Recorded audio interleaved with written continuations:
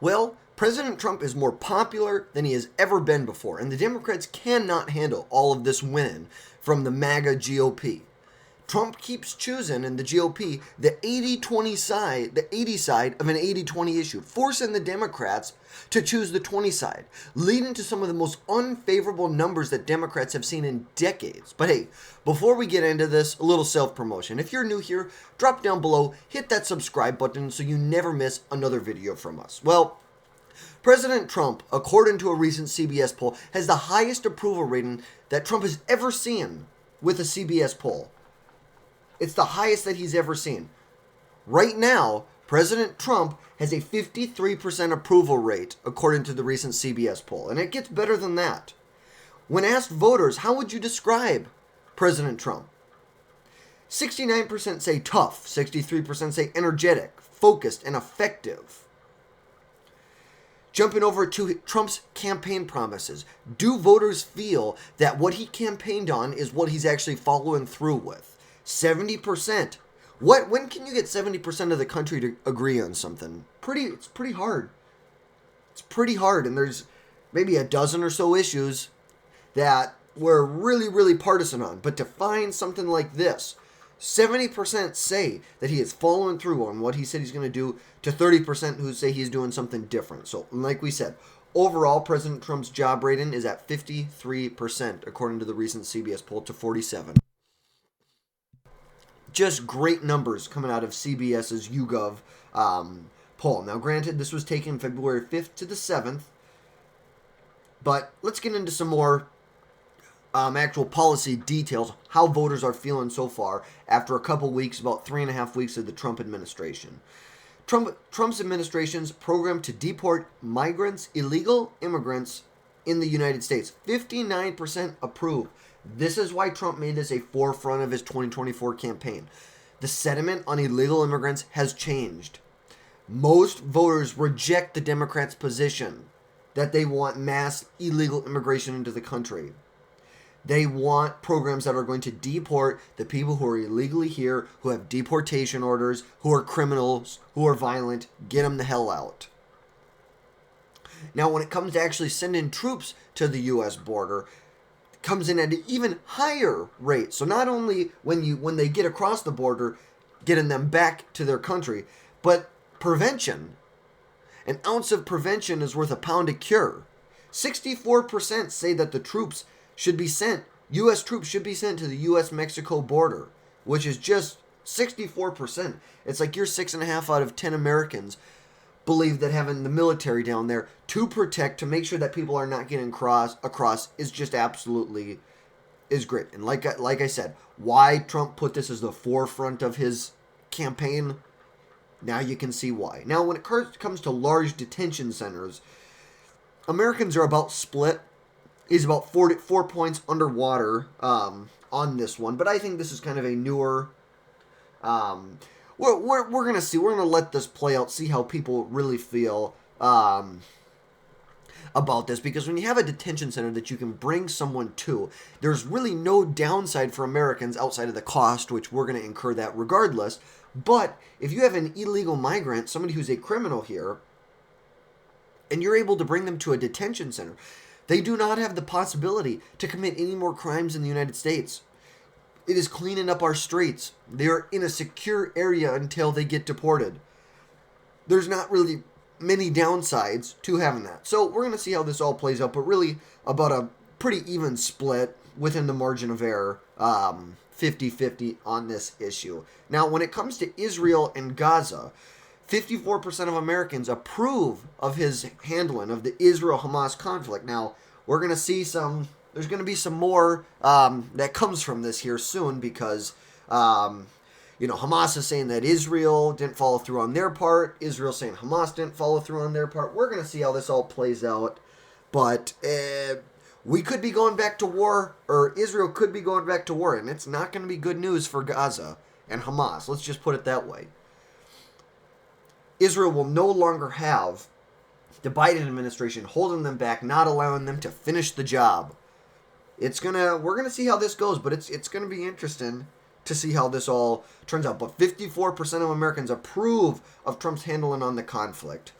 Now, when it comes to the U.S. actually taking over the Gaza Strip, only 13% say it's a good idea, and I am kind of right in there. I don't know. I just don't see how it's realistic. What Trump wants to do is he wants to take over the Gaza Strip. He wants to redevelop it and make it basically a tourist destination. A Riviera of the Middle East, as he would say. But here's the reality. How realistic is it for us to expect that other people are going to put up the money for us to own it and turn it into a tourist hotspot? Like, maybe, if anybody's going to be able to negotiate it, I think it'd be Trump. But ultimately, I just don't see how this is going to play out in favor of the United States here. There's a lot of moving pieces, and do we want to add another piece of taking over Gaza into it? I don't think so. But we're going to see how it all plays out.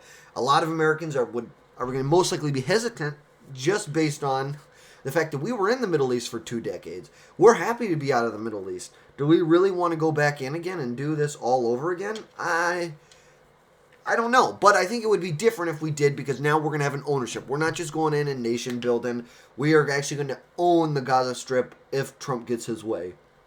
So we'll see how that all plays out. Now, when it comes to actual prices and tariffs, most Americans feel that the Trump administration isn't focusing enough on lowering prices and services.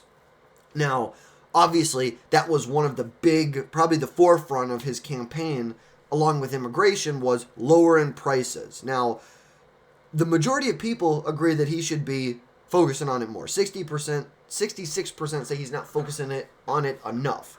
And that's almost half of Republicans say that he's focused on a different range of topics outside of lowering prices. But here's the thing. Most respondents that believe, that support Trump, know that price decreases will take longer than 6 months. So I do agree. I think he should be focusing more on that.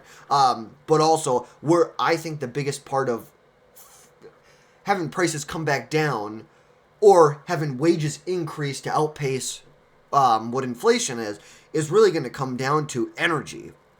That's an input everywhere, whether it's to, if you need to keep a store, if you have a 12 package of eggs, it takes gasoline to ship them, or diesel to ship them from wherever they are to some sort of facility where then they're packaged, and then it takes diesel, it takes energy to get them to the store, and it takes energy to store them in the store. So I think focusing on energy is going to indirectly have a large impact on lowering prices for most Americans. What we're going to see, obviously, only 3 weeks in, after Trump's about 6 months in, it's really going to come down to, can Trump get his, the House GOP wants to push through one big bill, the Senate wants to push through 2 bills: taxes, energy, border security, national defense. That's what it's going to come down to. Is he going to get his priorities passed in these appropriation bills? So we're going to see what happens. I know the GOP met last weekend down at Mar-a-Lago to discuss what a bill would actually look like for them. So we're going to see. We're going to see how it all plays out. But as you know, the Democrats are just absolutely losing their minds over this. Here, over on CBS, you have the wonderful Margaret Brennan. Let's just take a listen to her reacting to President Trump's 53% approval rating among Americans. Is popular. We had seen in the campaign. Our CBS poll finds that a majority of Americans, 53%, approve of the job he's doing. That's a better approval number than he ever reached during his first term in the White House. Joining us with more is our Executive Director of Elections and Surveys, Anthony Salvanto. Good to see you, Anthony. What's driving this? I will keep it simple, Margaret. He is doing, in the eyes of the public, what he said he would do in the campaign. There's political value in that. In fact, 70% of people say he's doing what he promised. That's whether they approve of him or not. Now, there's another part of this that continues over from the campaign. There were words that he was described as being tough, being energetic, and he still is today in big majority numbers. So as people take a look in these first few weeks, there's been a lot of activity. They're getting that general sense of governance, and that's being reflected in these early numbers. So that's perception. What about the actual policies? Well, let's start with the ones that are popular. And again, these echo a lot of what we saw in the campaign. The idea of deporting those in the country illegally continues to be popular. We saw that in the campaign. Sending troops to the U.S.-Mexico border. Again, majority in favor. We'd seen that in the campaign. For his supporters in particular, the focus on ending DEI is popular. We had seen in the campaign a lot of them thought those processes had gone too far. Obviously, yes. The policies that Trump ran on are things the policies that he's you're implementing here. That is what we're seeing so far from the Trump administration. But let's be real for a second. We have a president again. We have a president who answered more questions in his first 3 days in office than Biden did during his entire term in office. Trump is everywhere and always staying in front of the camera, signing multiple executive orders almost every day and working at an astonishing pace. There was a report, I think it was from Jen Psaki, I may be wrong, don't quote me on that, from MSNBC, talking about how the Biden White House used to be very quiet on the weekends. There wasn't a lot of news coming out. Trump is going at 1,000 miles an hour, and we don't stop for the weekends. The weekends don't mean much in the Trump administration. There's even reports that Elon Musk is sleeping in a government building to save taxpayer dollars while he's working on Doge. This is what people want. People are happy to have a president who A, is alive back, and B, who can get in front of the camera and answer the tough questions. We don't have a president who needs to be handed a card with the questions so he can spend 2 days prepping for it and then stumble over the answer at the end of the day. Because here's the deal. Democrats have been caught completely flat-footed by the new Trump administration. The Trump administration has used the tsunami or the flooding tactic, and Steve Bannon talked a lot about this back in 2016. But they have been making so many changes. They've just been flooding the mainstream media and the Democrats with so many changes to our federal government that people like MSNBC and the legacy media, they don't have the brain capacity to keep up with it. If Trump signs 10 executive orders, they're going to bite on 1, 2, maybe 3 of them. And ultimately, Dems are going to go to court, fight in court over this stuff, but Trump is ultimately going to get a lot more across the finish line because he is just throwing a tsunami at them. Resources are limited. Fighting back in court, those resources are limited for the Democrats.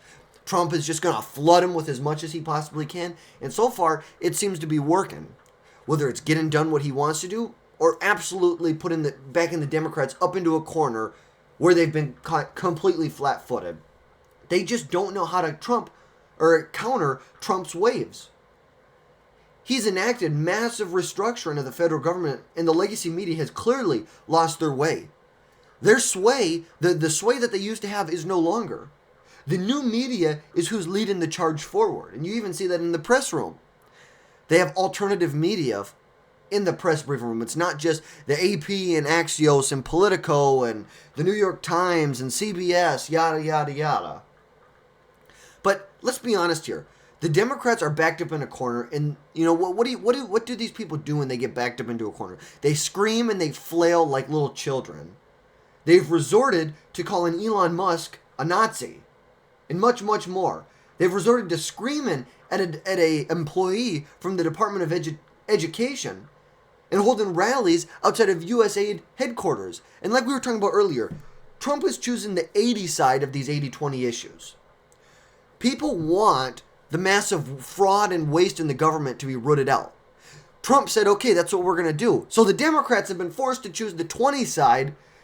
Oh no, we need to send $300 million to Palestine for a cement company that's going to build 300 miles worth of tunnels for terrorists. No, we need to send $15 million worth of condoms to the Taliban. We need to do that. That's how insane and how really out of their skin these people feel right now, because they don't know what to do. They're being forced into this 20%. Come on. Let's take a listen to the horrible representative Maxine Waters screaming at a DOD employee. Look them in the eye. Come on, hold your face up. Look at them. Let them see you. This is him. Look at it. What's your name? Tell us your name. Give me that ID again. Giving you the ID. I showed it to you. So what? I showed you the ID. You do what? I showed you the ID. Could you let me see the ID again? Huh? No. No? Will someone else ask him for the ID? Will you ask him for it? He won't let me see it again. You didn't see it. You didn't see it. They didn't see it. Look them in the eye. Just ridiculous. This is how insane the Democrats are. No wonder that 31% of Americans approve of the Democrats right now or see them in favorable terms. Let's take a listen in over here at USAID headquarters. Put a gag order on AID employees. They disconnected them from email, which is putting lives at risk around the world. So we are here to enter the building, and so we can hear firsthand from whoever is here at AID, or at least witness firsthand what is happening with this Elon Musk attempted takeover, which will not stand. We will prevail. Let's go. And now they're going to proceed to all walk into USAID, which, if you've watched some of our other videos, you'll know the millions and millions and millions and hundreds of millions of dollars of waste and fraud that's been used. And actually, our next video is going to be on the U.S. funding the Hamas tunnels in Gaza. So make sure you subscribe so you don't miss that video. We've got a lot of breaking news when it comes to money that was funded during the Obama administration through USAID to build a cement company in Palestine, which then turned around, built cement tunnels, the terror tunnels in Gaza, and they sold that same cement product back to USAID, made hundreds of millions of dollars in profit. It's just ridiculous what happened. But the reality of the situation is, and I'm going to keep saying it because there's no other way you can go about this. Trump has been hidden on the 80-20 issues. He's just been hitting them like with a hammer. Ding, ding, ding. Because to be honest, common sense is back. It's just common sense what Trump is doing. Eliminating DEI. No transgender men in female bathrooms. No transgender men in women's sports. 80-20 issues. Putting U.S. troops on the southern border. Deporting illegal migrants who are in the country. Violent illegal migrants who are in the country. And people in his approval is reflecting that. You know, Trump put a stop, and so did the courts, and Biden kind of gave up on his way out of office, but Trump put a final stop to the Title IX rewrite that Biden was trying to do to basically replace the term sex with gender identity, which would then force schools, it would be discrimination if they didn't allow someone who identified as a female to use a female bathroom. That's how sick these people are. And it's not just Biden. He was the face of it. It was all the staffers in the White House. Biden wasn't alive. It was all the 20-year-old staffers. So it's like when Trump hires Elon Musk, runs on it, says he's going to hire Elon Musk, and Elon brings on a bunch of 20-year-old engineers that are going to go through and are basically interviewing everybody in the federal government, giving them 15 minutes. Why should we not fire you on the spot right now? And then ultimately referring it off to Trump to make a final decision on what he wants to do. But then when Biden doesn't, brings all these 20-some-year-old unelected staffers in who are basically running the country for 4 years, the legacy media didn't have anything to say about it. Like, what the hell? And you know, it's nice to see that a president can just take unscripted questions from the media. It's nice that we have a president who doesn't want 12-year-old children to be chemically and surgically mutilated for the rest of and it's going to affect them for the rest of their lives. It's good to have a president who can secure the border. We know that Biden could have secured the border, and he chose not to. Trump secured the border day one. He's reduced the size and footprint of the federal government efficiency, and the Democrats have been forced into the position of, well, we need all this funding. We need all this corruption and all this waste. And Trump has ended DEI in schools in the federal government. So it turns out, by doing big things that Americans really, really support and want you to do, is going to help your approval rating. And when America was stuck under the thumb of the staffers who were running the country in the White House for the last 4 years, They have now been liberated by President Trump and Elon Musk and Trump's entire administration. And I tell you what, it is a great feeling. So folks, that is all for today. Like, share, comment, let me know your thoughts down below on all of this. And until next time.